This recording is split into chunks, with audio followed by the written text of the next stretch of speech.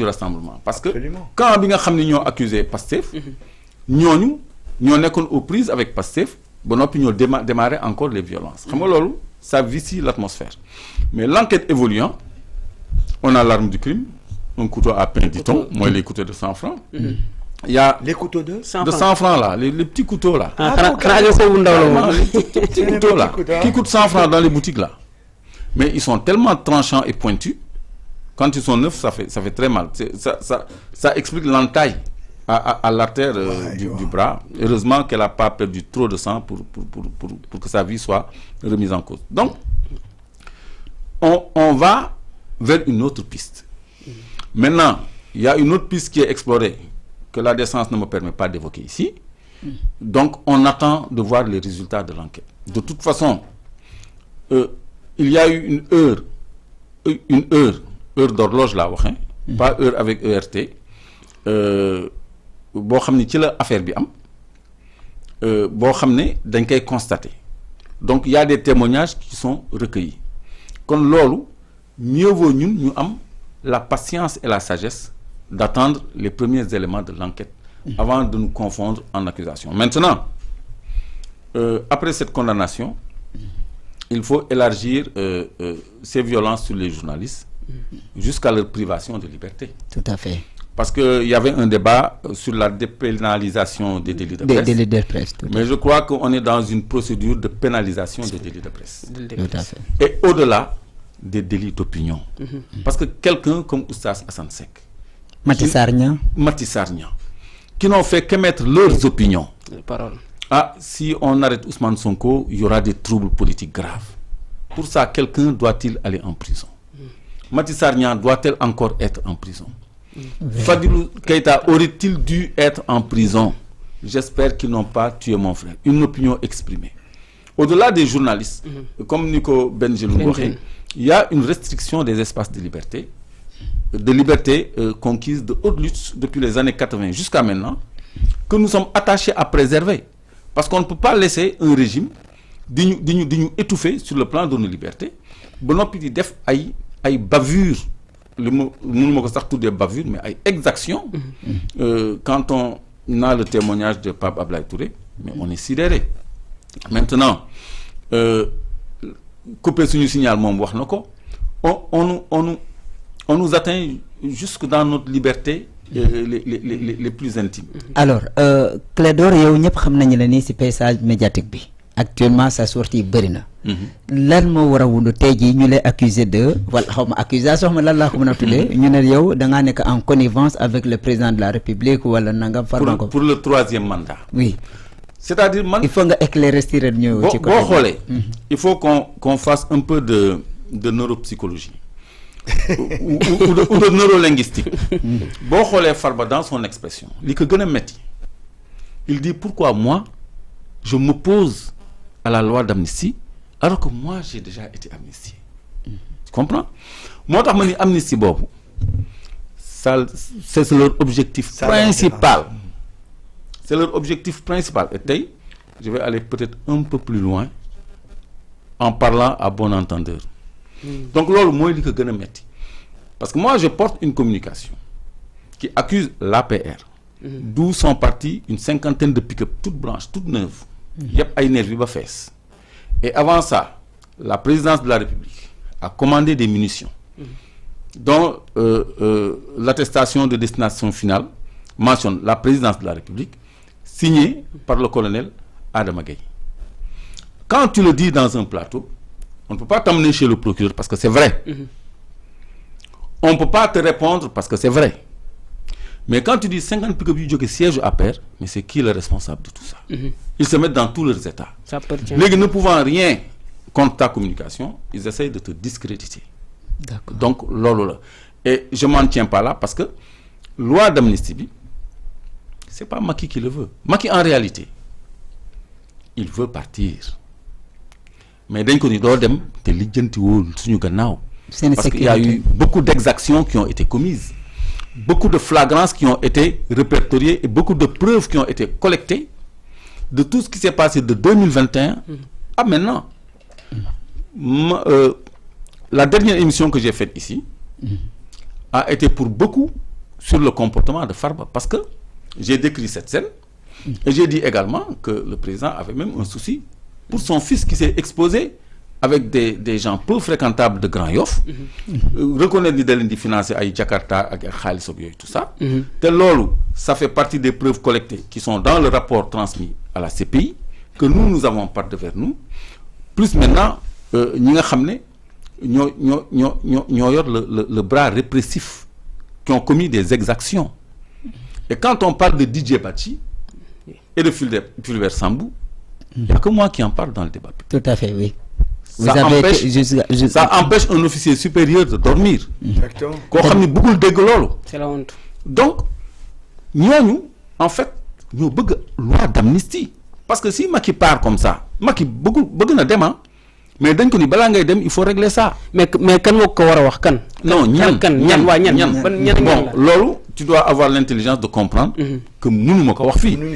Mais on est dans la communication. Li ñu wax c'est trop clair. Xam nga li ñu wax clair obscur. Je crois que mon allusion est claire. À qui est doué de raison. Donc ñoñu ñoko téye pour mu voter loi d'amnistie. Motax Farba dit rey bopam pourquoi man me contre loi d'amnistie. Parce que s'il y a une opposition à cette loi d'amnistie, ils auront du mal à le défendre. Parce que pourquoi? On nous a promis que nous adopter la loi en Conseil des ministres mercredi dernier, n'est-ce pas? Tout à fait. Ils ont dit l'avoir adopté en Conseil des ministres. Mais où est la loi? Ça n'a pas été publié. Personne ne connaît le contenu. Parce que nous tous attendons l'exposé des motifs de la loi, c'est-à-dire le préambule du projet de loi, de la loi elle-même, pour savoir quels sont les délits visés, quel est le périmètre circonscrit. Tout à fait. Mais nous, d'un côté, ce qu'ils vont faire, hein, c'est ce que je vais dire exactement. De l'un côté, au dernier moment, nous avons des députés, nous avons voté.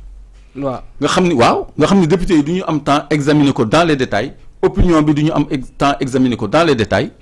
Légui nit ñi presse bi, sen presse à eux, titré sur autre chose. Comme on a voulu changer le débat par des pare-feux, avec des accusations, avec des agressions de journalistes, loolu lañu wax fi mu nek ni tay suñu rassemblement bi point noir bi mom lañu monter en épingle. Donc ils vont alimenter ça demain et après-demain pour nous distraire, pour nous écarter de l'essentiel qui est la tenue des élections avant l'expiration du mandat du président de la République. Donc, me terminer fort, je perds même un peu le fil.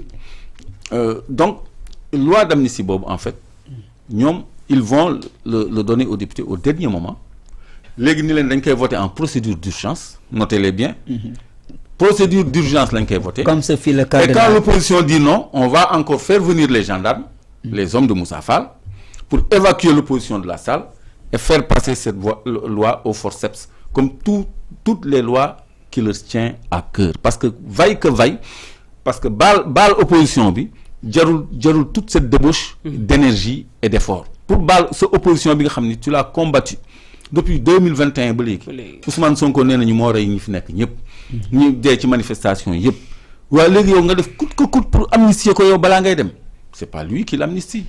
Alors, Matar, on a entendu le ministre de la Justice. Non, il n'est plus le ministre de la Justice. Mais il se donne toujours des oripeaux de ministre de la Justice. On a entendu Ismaël Madior Fall parler à la place du ministre de la Justice, Aïssata Tall Sall, néna que loi d'amnistie bi concerne le jugement, mais il faut concerner juste les manifestations.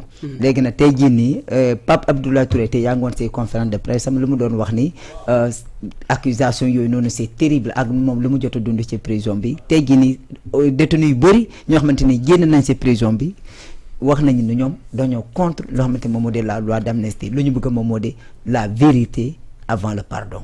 xam nga loolu noonu c'est la parole de ñenn ñi nekk ci peuple bi mooy ñenn ñi far ci fenn fi te ñoom ñu jàpp nañu dund lu métti mooy wax nga ko léegi détenu politique. Pape Abdoulaye Touré lu mu wax dama ci bëgg a ñëw tuuti rek des ci tuuti ñu wax ci par rapport ak li mu wax génne na brandir na ay certificat médical. Brandir également mi nga xam ne mooy plainte nga xam ne da koy déposer ak coïncidence rapport bi nga xam ne Juan Branco également ñu ngi njort ne contacté na ko pour jéem a ak collecter li ni mel ginnaaw ko Juan Branco am na lu mu def ak rapport bi nga xam ne publié na ko démb donc yooyu yëpp day nekk li nga xam ne tiitaange lay doon par rapport ak li nga xam ne moom mooy le pouvoir en place.